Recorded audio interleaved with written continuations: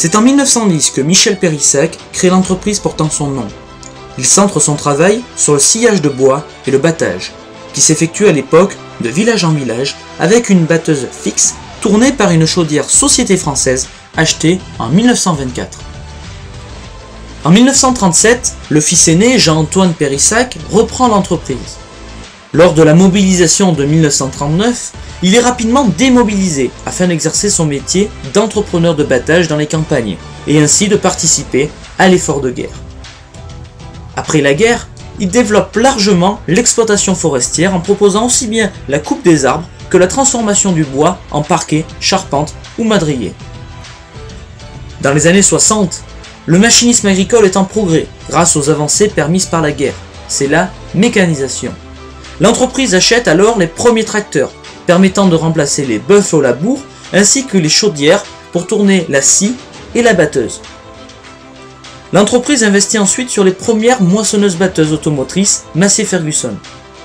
Même si Jean-Antoine Périssac ne les conduira jamais, il peut compter sur ses deux fils, Michel et Élie, à partir de 1964. L'arrivée de ces moissonneuses apparaît comme une véritable révolution.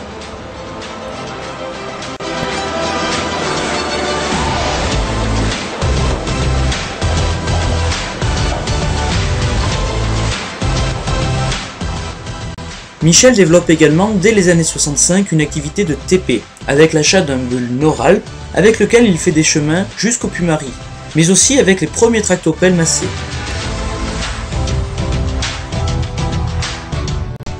L'exploitation forestière est quant à elle progressivement ralentie.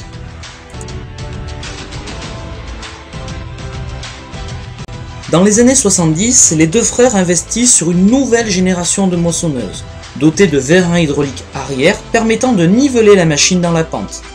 L'arrivée de ces nouvelles machines, fiables, compétitives et passe-partout dans les penchants de la châtaigneraie cantalienne, fait un véritable tabac.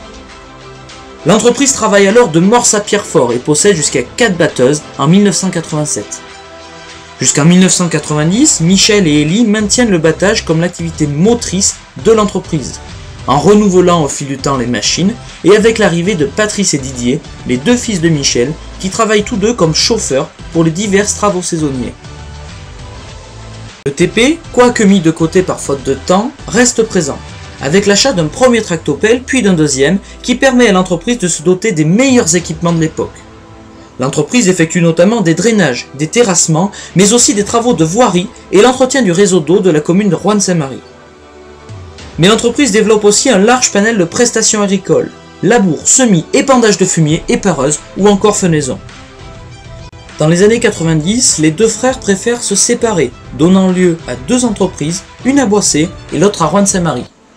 Dès 1970, Michel Périssac avait développé une activité de négoce de fourrage. En 1993, Patrice, le fils aîné de Michel, décide de développer ce secteur avec l'acquisition des toutes nouvelles presses à haute densité New Holland. Comme 30 ans plus tôt avec l'achat des premières batteuses automotrices, ces presses révolutionnent la récolte du foin et de la paille, avec des bots de 150 kg et avec la possibilité de récolter 15 hectares par jour. Le succès est tel qu'il faut rapidement acheter une deuxième presse. Afin de développer une activité de négoce en paille à la saison, Patrice décide d'exporter l'entreprise hors du Cantal dès 1994. Ainsi, l'été, l'entreprise récolte de la paille chez les céréaliers du Lot et du Tarn-et-Garonne, qui est ensuite acheminée grâce aux 2 camions dans le Cantal pour être livrée aux éleveurs.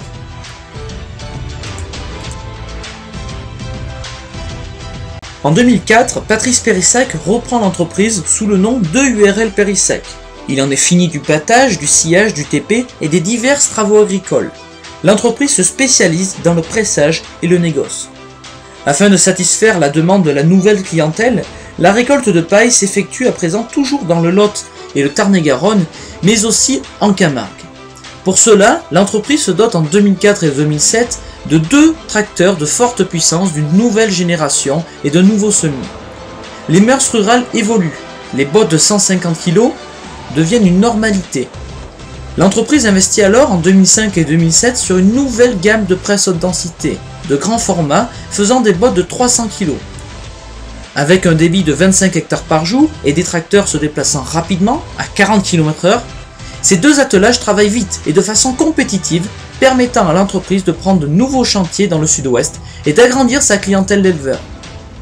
En 2008, la crise financière s'abat sur le monde, sans épargner la filière agricole. Afin de maintenir la rentabilité de l'activité, Patrice Périssac confirme l'orientation de l'entreprise vers la production d'une marchandise de haute qualité avec une paille sèche, non collée, sans pierre ni terre et la plus blanche possible. L'entreprise achète alors une troisième presse en 2010.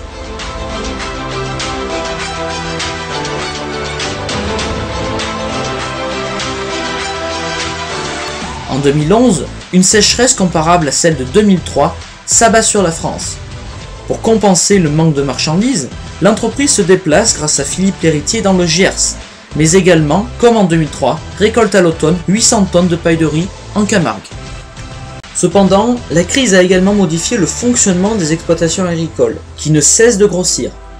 Les élevages tournés vers l'agriculture intensive, parfois hors sol, nécessitent un besoin de paille tout le long de l'année, tandis qu'il faut récolter toujours de plus en plus vite la marchandise chez les céréaliers. L'entreprise doit s'adapter à cette nouvelle demande. C'est ainsi qu'en 2013, l'entreprise investit sur une presse d'une toute nouvelle génération, en effet équipée de double liège et d'un empaqueteur, qu'elle renouvelle dès 2016 par le tout dernier modèle de New Holland, capable de récolter 40 hectares par jour et de faire des bottes de 400 kg, permettant ainsi de compenser l'augmentation des coûts de transport. Pour continuer à les limiter et afin de répondre à l'augmentation de la demande de la clientèle, l'entreprise innove, en achetant un deuxième camion et en le carrossant de manière à le charger sur la semis, afin de ne plus rouler à vide lors des longs trajets. De plus, Patrice Périssac développe un achat régulier de paille en Charente-Maritime avec des agriculteurs, afin d'alimenter une nouvelle clientèle à Limoges, mais aussi celle du Cantal. L'étalement de la demande en marchandises tout le long de l'année implique la construction d'un bâtiment de stockage à Roanne-Saint-Marie.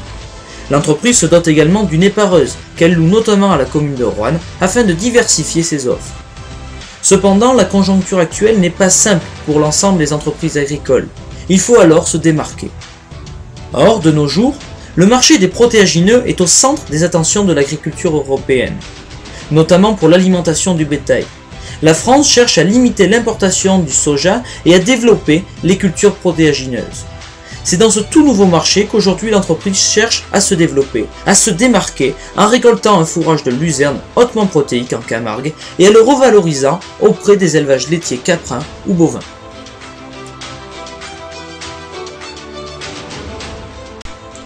En 2015, l'achat de nouveaux camions remorques permet d'augmenter la rapidité et la facilité de déplacement des marchandises, que ce soit l'été pour le stockage ou l'hiver pour les livraisons.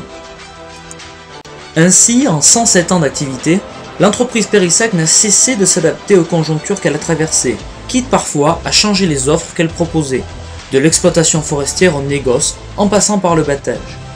Aujourd'hui, afin d'accomplir son activité de négoce, l'entreprise travaille dans le Lot, le Tarn-et-Garonne, le Gers, la Camargue, la Charente-Maritime et le Cantal.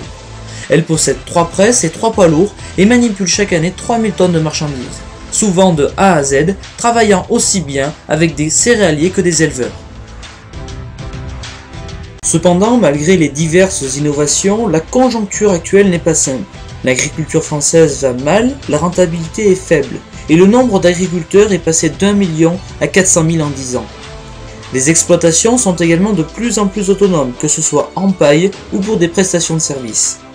Ainsi, pour les 31 000 entreprises des territoires, qu'elles soient rurales, forestières ou agricoles comme la nôtre, il est nécessaire de continuer à se remettre en question, à innover, afin de rester compétitif tout en étant solidaire pour imaginer l'avenir.